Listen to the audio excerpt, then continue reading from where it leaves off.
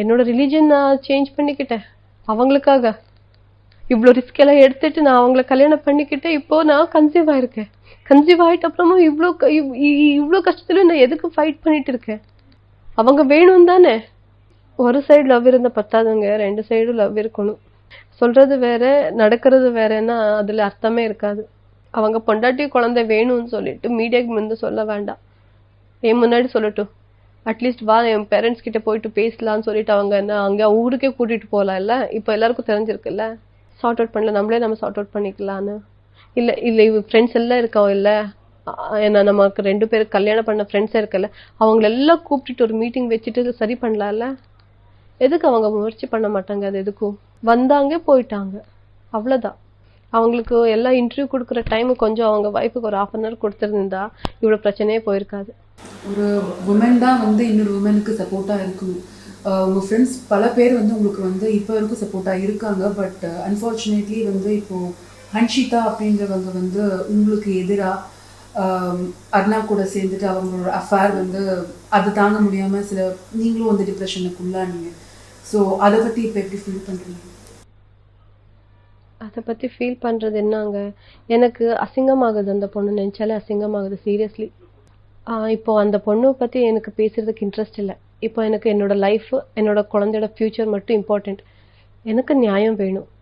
அவள் என்ன தப்பு பண்ணியிருக்காளோ என்னன்னா அது கடவுள் பார்த்துப்பாங்க. இப்போ எல்லாருக்கும் தெரியும் யார் என்னெல்லாம் பண்ணிட்டு இருக்காங்கன்னு, நீங்களே பார்த்துட்டு இருக்கீங்கல்ல, அது கடவுள் பார்த்துப்பாங்க. அப்புறம் இப்போது அதை பற்றியெல்லாம் யோசிக்கிறதுக்கு எனக்கு டைமும் இல்லை. இப்போது என்னோட ஃபேமிலி சரியாகணும், அவ்வளோதான். எனக்கு என்னோட ஃபேமிலி வேணும், என்னோட ஃபேமிலி நான் ஹாப்பியாக இருக்கணும், அவ்வளோதான். இப்போ இந்த 5 years ஆஃப் மேரேஜ் லைஃப் நீங்கள் அண்ணாவோட இருந்திருக்கீங்க இல்லையா? ஸோ இப்போ தான் வந்து அண்ணாக்கிட்ட இந்த மாதிரி ஒரு டெண்டன்சி பார்க்குறேன்ற மாதிரி சொல்கிறாரு. இதுக்கு முன்னாடி இந்த மாதிரி சுச்சுவேஷன் வந்து இல்லையா? அவர் வந்து ஒரு ப்ளே பாய் அப்படின்ற மாதிரி சித்தரிக்கப்படுறாரு இல்லையா? அதை பற்றி அவரை பற்றி நான் முன்னாடி கொஞ்சம் தெரியும். ஆனால் எப்போ நம்ம 2 பேரும் நம்ம 2 பேரும் ரிலேஷன்ஷிப் ஸ்டார்ட் ஆயிடுச்சோ அப்போலேருந்து அவங்க எனக்கு ட்ரூவாக தான் இருந்தாங்க. ரொம்ப லவ் பண்ணிட்டு இருந்தாங்க, ரொம்ப கேர் பண்ணிட்டு இருந்தாங்க. நான் வர்றதுக்கு முன்னாடி அவங்க லைஃப்பில் ஒரு பொண்ணு இருந்தால் அது எனக்கு நல்லாவே தெரியும். அதுக்கப்புறமா நான் அவங்க லைஃபுக்கு போயிட்ட அப்புறமா நம்ம 2 பேரும் ரிலேஷன்ஷிப் நம்ம 2 பேரும் லவ், அவங்க என்கிட்ட ட்ரூவாக இருந்தாங்கன்னு நினச்சிட்டு இருந்தேன். ரொம்ப கேர் பண்ணிட்டு இருந்தாங்க. இப்போதான் எல்லாம் தெரியுது. ஒருத்தர் சொல்லிட்டு இருக்கும்போதே நான் இந்த மாதிரி ஒரு பையன் கூட நான் வாழ்க்கையை நடத்திட்டு இருந்தேன். நான் ஷாக்கிங்காக இருக்கு. ஒரு சைடு ஒரு நியூஸ் கேட்கும் போது எனக்கு ஷாக்கிங்காக இருக்கு. நம்ம அந்த மலேசியன் பொண்ணுக்கிட்ட அமௌண்ட் கேட்டது அது ஒரு மாதிரியானா, இல்லை வேற பொண்ணு பிளே பாய் மாதிரி இருக்குல்ல, அது கேட்கும் போதே எனக்கு ஷாக்கிங்கா இருக்கு. நான் அவங்களோட லைஃப்ல இருக்கும்போதே அவங்க இப்படி எல்லாம் பண்ணிட்டு இருந்தாங்களா? ஆனா இதெல்லாம் எனக்கு தெரியாம போயிடுச்சு. நான் நம்பிட்டு இருந்தேன். எனக்கு இப்பவும் அது நம்ப முடியல. நிறைய சைட்ல இருந்து நிறைய நியூஸ் கேள்விப்பட்டுட்டு இருக்கேன் இப்போ எல்லாம். ஆனா அவங்க எனக்கு காட்டின அன்பு, அந்த லவ் கேர் எல்லாம் நினைக்கும் போது அப்போ எந்த இதுல அவங்க என்ன அவ்வளோ எல்லாம் லவ் பண்ணாங்க அந்த மாதிரி எல்லாம் இருந்தா எனக்கு அது டைஜஸ்ட் பண்ணவே முடியல. இப்போ இது வந்து மீடியா சைட்லையும் சரி பப்ளிக் சைட்லையும் சரி ஒரு கம்யூனல் இஷ்யூவாக பார்க்கப்படுது. பட் பல பேருக்கு வந்து இது கம்யூனல் இஷ்யூ கிடையாது. இது வந்து அணு சைட்லேருந்து நிறைய வந்து ப்ராப்ளம்ஸ் இருக்குது அப்படிங்கிறது வந்து திட்டவட்டமாக தெரியுது. ஸோ இது ஏன் இப்படி வந்து ஒரு பொலிட்டிக்கலாக ஒரு கம்யூனலாக இந்த மாதிரி வந்து ஒரு இஷ்யூவாக ரைஸ் ஆகுதுன்னு நீங்கள் நினைக்கிறீங்க?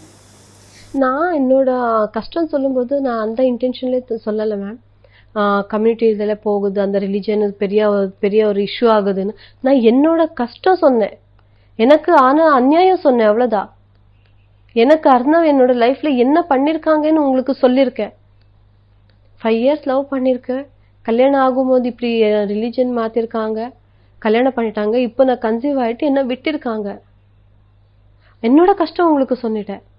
அதுக்காக இந்த தர்மம் வச்சுக்கிட்டு நான் ஒரு பெரிய சீன் கிரியேட் பண்ணணும் அந்த மாதிரி எதுவுமே இல்லை. என்னோட ப்ராப்ளம் நான் மக்கள்கிட்ட சொல்லியிருக்கேன். இந்த மாதிரி எனக்கு அநியாயம் நடத்திருக்கு, எனக்கு நியாயம் வேணும்னு கேட்டிருக்கேன், அவ்வளோதான். ரொம்ப ஸ்ட்ரெஸ்ஃபுல்லான சுச்சுவேஷனாக இருக்கும், எங்களுக்கே தெரியுது. நீங்களும் வந்து ஒரு உங்கள் சைட்லேருந்து சரி ஃப்ரெண்ட்ஸ் சைட்லேருந்து சரி இது வந்து பயங்கர ஸ்ட்ரெஸ்ஃபுல்லான சுச்சுவேஷன்றது நல்லாவே தெரியுது. ஸோ டாக்டர்ஸ் என்ன சொல்கிறாங்க, என்ன மாதிரியான இது வந்து அவங்கள வந்து பண்ண சொல்லி சொல்கிறாங்க, மென்டலி ஃபிசிக்கலி என்ன மாதிரியான உங்களுக்கு மெடிசன் சப்போர்ட் கொடுக்கப்படுது சொல்லுங்கள். டாக்டர் என்ன சொல்கிறாங்க, நீங்கள் கம்ப்ளீட் ரெஸ்ட் எடுக்கணும், அப்புறம் எதுவுமே டென்ஷன் பண்ணாதீங்க, ஸ்ட்ரெஸ் எடுக்காதீங்க, ரொம்ப வெயிட் லிஃப்ட் பண்ணாதீங்க, ரொம்ப ஒர்க் பண்ணாதீங்க, நல்லா ஃபுட் சாப்பிடுக்கோங்க, நல்லா ஹாப்பியாக இருங்க. இது என்ன ப்ராப்ளம் இருந்தாலும் அது நீங்கள் ரொம்ப அது என்ன மென்டலி ரொம்ப ஸ்ட்ரெயின் எடுக்காதீங்கன்னு சொல்லியிருக்காங்க. கம்ப்ளீட் ரெஸ்ட் பண்ணணும்னு சொல்லியிருக்காங்க.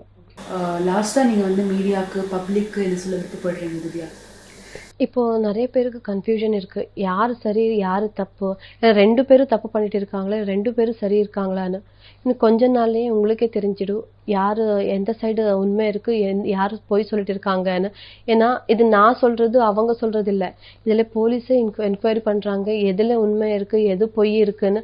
எல்லா டாக்குமெண்ட்ஸ் எல்லாம் அவங்க கரெக்டாக பார்த்துட்டு செக் பண்ணுவாங்கல்ல, அதில் நம்ம ஏமாற்ற முடியாது, எதுவுமே பண்ண முடியாது. என்னோட டாக்டர் அது கொடுத்த ரிப்போர்ட்டே இருக்குது, அதில் தான் எல்லாம் உண்மையாக தெரிஞ்சிடும். இன்னொன்று அது இன்னும் கொஞ்ச நாள்ல எல்லாரும் உங்களுக்கே தெரிஞ்சிடும். அப்போது நீங்களே புரிஞ்சுப்பீங்க, ஆமாம் இவங்க சரி, இத்தனை நாள் இவங்க தப்புன்னு நினச்சிட்டு இருந்தாலும் நீங்களே புரிஞ்சுப்பீங்க. இன்னொன்று என்ன சொல்லணும்னா, நான் தமிழ்நாடு சிஎம் சார் ரொம்ப தேங்க்ஸ் சொல்கிறேன். அவங்களுக்கு மனைவி செஞ்சதுனால தான் எனக்கு இப்போது தமிழ்நாடு விமென் கமிஷனர்லேருந்து எனக்கு ஹெல்ப்பு வந்திருக்காங்க. அப்படியே கர்நாடகா விமென் கமிஷன்லேருந்து தமிழ்நாடு விமென் கமிஷனுக்கு சொல்லியிருக்காங்க, நம்ம பொண்ணுக்கு ஏதோ கஷ்டப்பட்டு இருக்காங்க, கொஞ்சம் பார்த்து பண்ணுங்க, என்ன ப்ராப்ளம் இருக்குன்னு செக் பண்ணுங்க சொல்லியிருக்காங்க. அவங்க எனக்காக வந்திருக்காங்க, எனக்காக வந்திருக்காங்கன்னு சொல்லிட்டு நான் சரின்னு அவங்க சொல்லலை, பார்த்துருக்காங்க எது கரெக்டாக இருக்குது என்ன தப்பு இருக்குன்னு எல்லாம் அவங்க என்கொயரி பண்ணிட்டு என்கிட்ட பேசியிருக்காங்க. எனக்கு உங்ககிட்ட நியாயம் இருக்குது, நான் உங்களுக்கு சப்போர்ட் பண்ணியிருக்கேன்னு சொல்லியிருக்காங்க. அதுக்கு ரொம்ப தேங்க்யூ சொல்கிறேன்.